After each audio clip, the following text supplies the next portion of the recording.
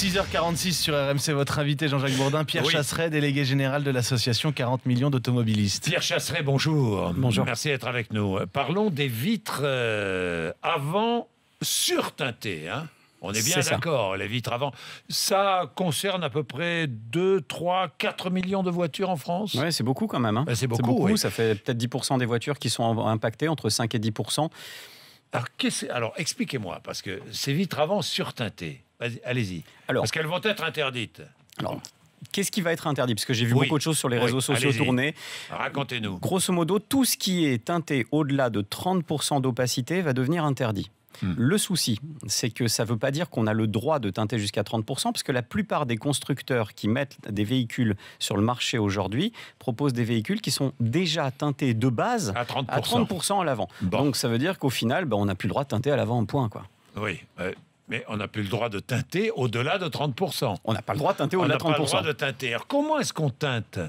Alors, jusqu'à présent, pour teinter les vitres avant de son véhicule, on allait chez des boutiques qui ont pignon sur rue pour faire ça, et puis qui vous commercialisaient ça. Alors, il faut savoir, grosso modo... Ce sont quoi? Ce sont des fils? C'est des films, ce sont des films transparents. C'est ça, qui se posent sur les vitres. Sur les vitres, oui. Il y a un coût de pose, donc c'était dans les 400 € à peu près pour équiper un véhicule. Quel est l'avantage? Alors, l'avantage, c'est les UV, c'est le confort, c'est vrai que pour quelqu'un... Moi, j'en ai pas, je ne suis pas non plus un grand fan, mais je reconnais que dans des régions où il fait un petit peu chaud, ça peut être extrêmement intéressant, notamment pour préserver un petit peu la température de l'habitacle. Quand on a des enfants, par exemple, ça peut être plutôt sympa.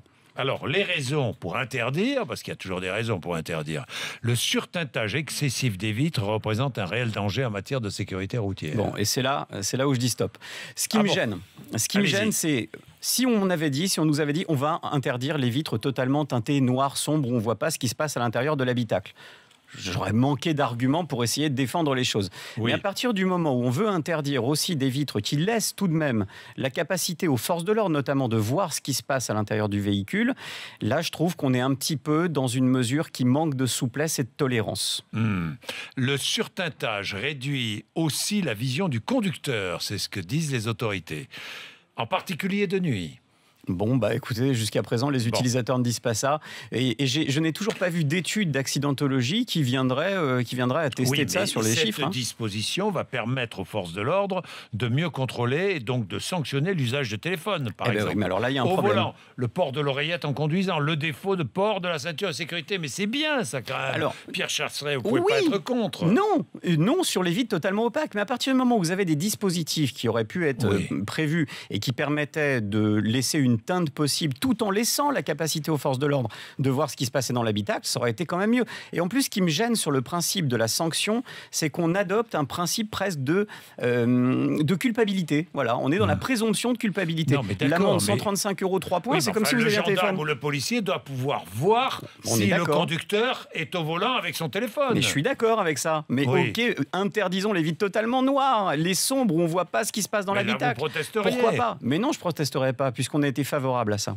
Vous étiez favorable oui, on interdit toute... À la base, on était plutôt favorable à ce texte qui était poussé aussi par les motards, parce que les motards ont besoin d'avoir un contact visuel avec l'automobiliste. Donc pour ça, mais il fallait laisser un petit peu de tolérance. De toute façon, une mesure qui manque de tolérance, c'est une mesure intolérante. Oui, vous dites l'État doit prendre en charge les frais de dépose des films pour les propriétaires des véhicules concernés. Oui, parce qu'il y a des véhicules qui sont équipés. Voilà, pire que ça, vous avez des tas d'automobilistes qui ont acheté un véhicule sur le marché de l'occasion, quelquefois en concession automobile, avec des vitres déjà teintées à l'avant. Eh bien, ces automobilistes-là, on va leur demander maintenant de payer pour déposer les films. Il y en a quand même, la petite broutille, pour au moins 150 €. Je trouve ça assez fou qu'on vienne mettre une mesure supplémentaire dans le code de la route et qu'on demande aux automobilistes de se débrouiller pour payer.